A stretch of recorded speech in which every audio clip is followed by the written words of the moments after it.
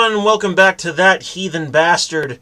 Remember that this is not a news show. This is a platform for political talking points from an ordinary everyman perspective. Now, hold on a second. Got a tickle in my nose. Yeah, that should be fine. So today I wanted to talk about the evils of the Democrats, because there seemed to be some confusion around the topic, so I wanted to put some knowledge I already had, throw in some research, do a little digging, just to clarify what the truth on this matter really is. Now, obviously we need to talk about the Civil War.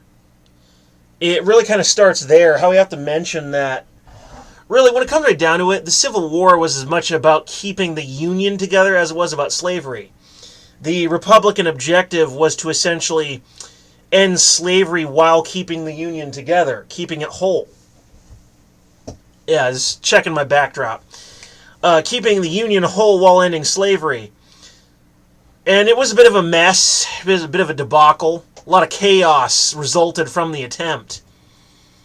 Go figure.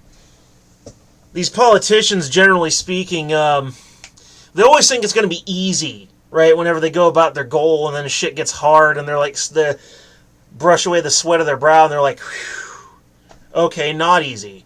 Like, yeah, fucking right, not easy. You kidding? When is it ever easy?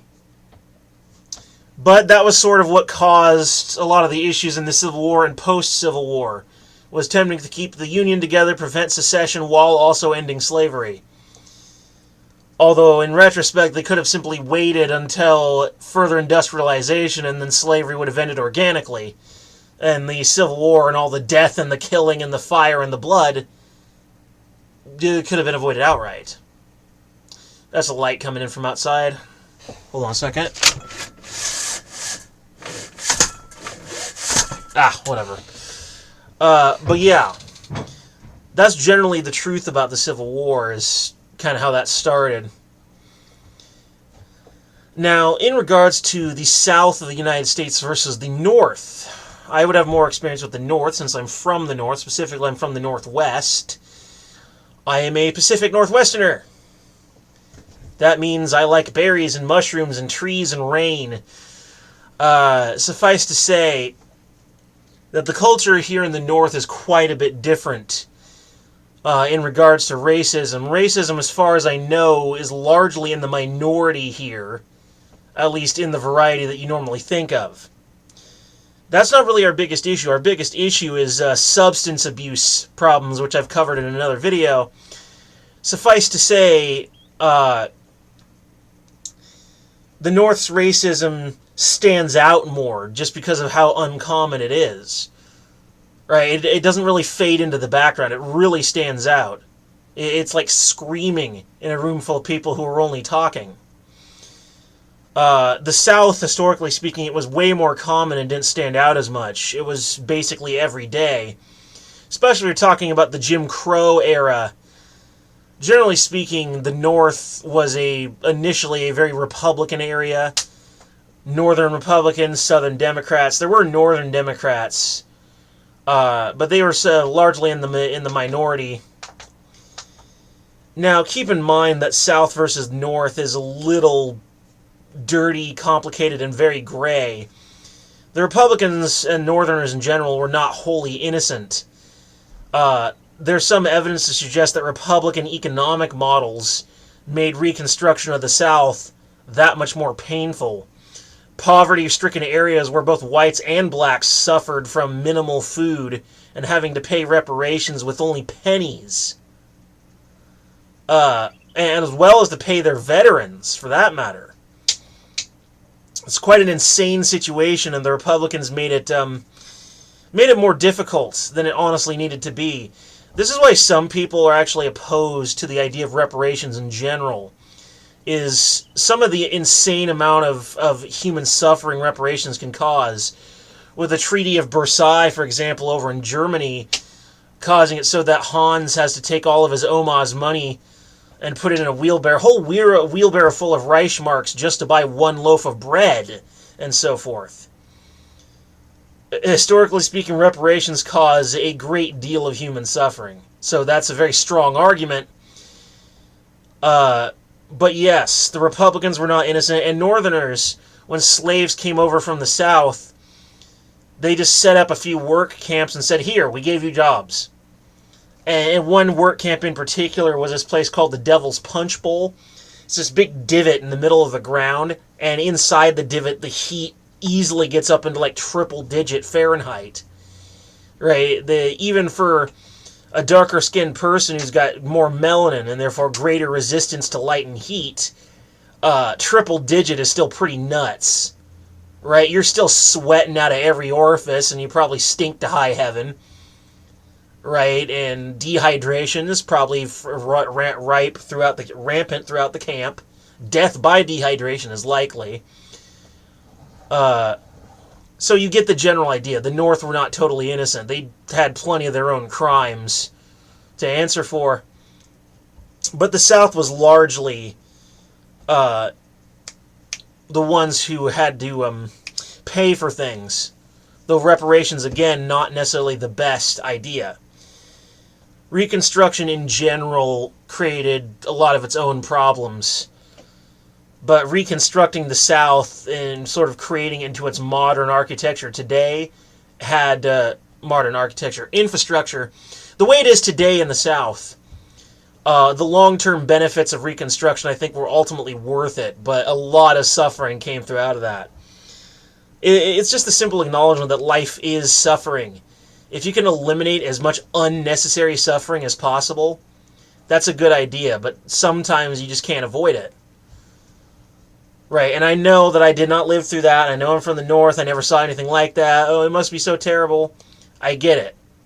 But you have to understand that the long-term benefits do seem to have been worth it. If you can personal experience aside. But that was sort of the Reconstruction. Post-Reconstruction era, this is where we get into the history that I think is probably overall the more damning. Because after all, this is about the evils of the Democrats. Now, the Ku Klux Klan is something that needs to be mentioned.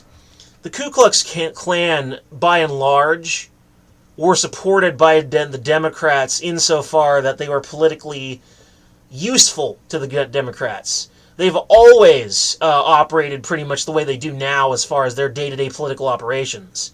It's always, who or what is politically useful? What are we going to say? What's our strategy? How do we win? That's what they care about. They care about winning. The KKK was convenient because they were harassing and intimidating black Republicans and white Republican voters. For the black Republicans, it was worse because they would literally get hung to death in a secret meeting. And I think it's important to bear the fact that the KKK was a secret society/cult, operating many in the same general manner that many secret societies operated. One of the realities of living in America, or should I say political realities, is that secret societies like the Bohemian Club and Skull and Bones have a ton of political influence in general. Some of them racist, some of them occult, some of them vaguely Christian. And then Skull and Bones, which exists partly to make fun of other socialist secret societies. Also, apparently, some of their rituals behind the scenes are apparently very homosexual. Richard Nixon, who had been a Skull and Bonesman himself, was recorded on his White House tapes saying quite simply, and I can do a little impression of him to repeat the quote about their rituals. It was the faggiest thing I'd ever seen, and so forth. But regardless of its secret society and cult-like status, that is how the KKK operated. It was as much about politics as it was about racism. To broaden the perspective here, it was a 2-for-1 deal.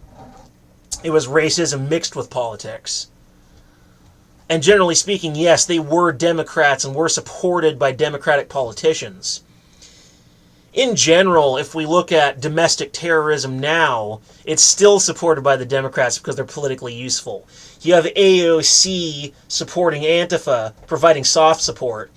And then you have Lori Lightfoot giving soft support or even hard support to Black Lives Matter, doing domestic terrorism burning down neighborhoods, rioting, etc. The KKK was doing very much the same thing, just in secret. The Democrats supported those guys, and the Democrats now support these guys. It's the same sort of thing. It's like, oh, look, over the horizon, someone politically useful. Let's support them, but not support them outright. Leave them guessing. So suffice to say, did they create the KKK? No. Did they participate in the KKK? Absolutely. And the Republicans pretty much didn't. They absolutely did not. With the Ku Klux Klan having connections to the police, to the Democratic Party, they had more power than any secret society in the history of the United States.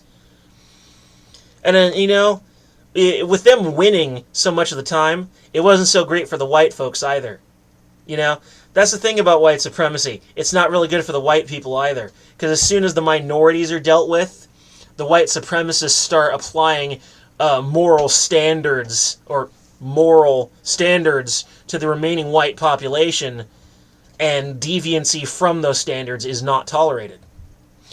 There was a woman who wanted to make syncopated jazz music, quote-unquote black music, and they basically harassed her on the phone, calling her saying, like, you better stop playing that black people music or we're going to make your life a living hell, as one example.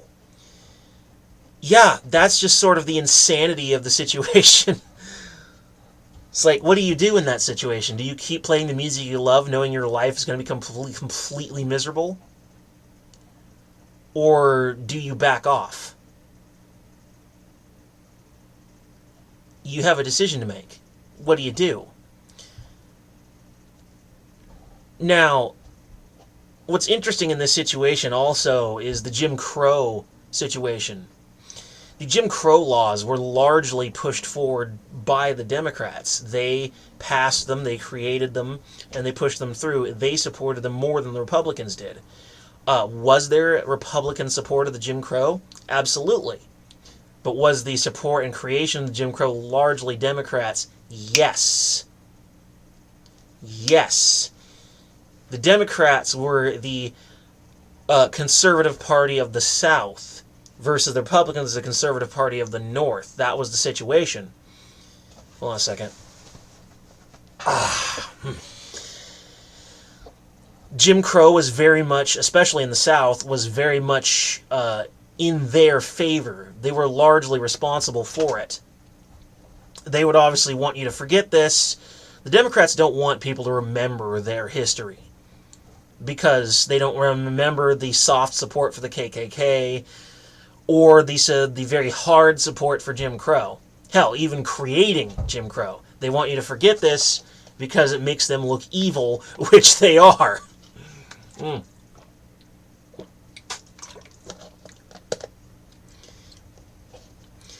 Bottom line is, the support for the Civil Rights Act by the Democrats, which was as much of a political move as anything was, because that's what they've always been about. It's not just racism. The root of the democratic evil is the desire to win at all costs, the desire to be the ones in power at all times. It shows in their patterns of behavior and the patterns of force surrounding the party. They're always about winning and conquering and taking as much as they can. Right? That is how they operate. That is how they've always operated. It never truly changes. Which is why I find the Democratic shift so utterly hilarious. The Democratic shift being when they shifted from a conservative party to a liberal party once liberalism became, or I should say neoliberalism, became a more popular ideology. The neoliberalism, which is the dominant political ideology in America today, versus conservatism taking a back seat under protest, the shift was a political move. Once they saw the way the winds were changing, they went in that direction. And admittedly, you don't get much of anywhere living your life always swimming upstream. You don't get much of anywhere. But if you just let the stream carry you, sometimes the stream carries you over a waterfall. So, with that being said, the Democratic shift was more than anything just to avoid swimming upstream. To go liberal and become the new liberal party. And the thing was so wholly dishonest that Ronald Reagan, who was initially a Northern Democrat, was completely off-put by the Democratic Party, because the man's agenda was always about honesty. Honesty was one of his core values. And to clarify, I am not a Reagan worshipper. I do know a great deal about Reagan, but I am not a Reaganaut. I feel he is an important political figure that is important to know a great deal about. I recommend you look up some of the histories on him on the internet. I highly recommend that you watch the docudrama, The Reagans. Absolutely excellent docudrama. Fact check most of it. It's solid. The whole thing's very honest and very clear. You can fact check a lot of the sources as well. I would highly recommend that you avoid sites like Wikipedia if you're wanting to look more into Reagan. And you don't necessarily want to watch anything put out by the Reagan Foundation. They tend to have a fairly rosy view of him. I would recommend that you search around to as many sources as possible. You might want to try the History Channel website. They do pretty well as far as that. But regardless, Reagan made his shift and became Republican in response to the Democrats, not because of their obvious racism or anything else, but because of their pervasive dishonesty. Their scurrilous nature, always changing their narrative to whatever's politically convenient. You can never trust anyone who operates that way. You simply can't. They are not worthy of trust. They keep changing and moving the goalposts so much that after a while, what even is truth for them? It doesn't exist. And remember that the lie gets halfway around the world before the truth can even put its pants on. So Reagan's shift away from the Democrats is a damning proof of their continual selfishness, deceit, and wanting to win at any cost. Anybody would be disillusioned by that. So suffice to say, in the debate of whether the Democrats versus the Republicans more than anything are just useless. They used to be a great force for proper civil change in America, even if their economic policies have always been sort of wanting. They are Keynesians, and Keynesianism is a kind of economic theory that more or less is socialist. It supports mixed economy largely, but it tends to create a lot of inflation and can often make poverty worse. And that's what the Republicans have historically done, is they've historically exacerbated poverty in impoverished areas. That, I think, is probably their worst crime, overall, is the Republicans supporting civil rights largely, supporting individual liberty and freedom, and supporting their real conservative values. But their economic policies are a nightmare, frequently, and their ability to actually fight the Democrats when they want to do something evil is abysmal. The Republicans can't fight. They kind of sort of had the ability to fight when George W. Bush was in charge, but ever since then, it's like they're just riddled with weakness. They're full of weak old men. It's full of Mitch McConnells. The Democrats are what they've always been. Lying, deceitful racists who just want power. And think about their narrative, what it's been. According to them, their narrative is whites are bad, blacks are poor and oppressed, Latinos and Latinas are poor and oppressed, everyone who isn't white is poor and oppressed and needs our help. They've got white saviorism running out the butt, and they're literally attributing attributes to one's race, which is a classic sign that someone's racist, is when they're applying arbitrary attributes to someone simply because of their race. If you have actual science backing it up, that's one thing. But if you're just like saying, all people of this skin color are like this, that's literally racism. That's like the first red flag. And look at a lot of their policies. Far left and hard left Democratic supporters bringing back segregation on fucking college campuses. The history of Democratic racism is undeniable. They can't get away from it. They can only hope that people will forget. Nobody forgets, because the information stays out there and it propagates. In the end, I'm going to have to ask the leftists out there, please provide me evidence that party switch, the idea that the racists went to become Republicans and now the Republicans are racist and the Democrats are now innocent, right? The idea of party switch. Please show me hard evidence that it's real. And for that matter, show me some hard evidence that the Republicans are anywhere near as bad as the Democrats. I think you will fall flat on your face in the attempt.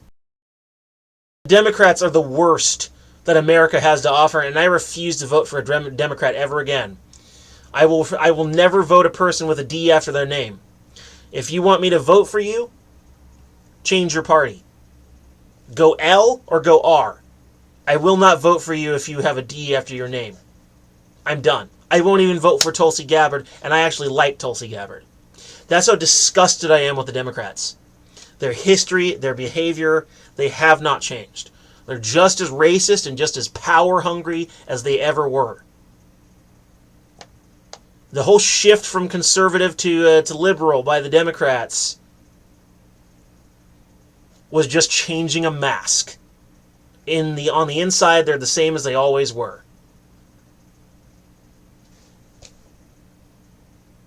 They have not changed. They are white supremacists with guilty consciences. They literally believe that whites are inherently superior because of white privilege. Yeah?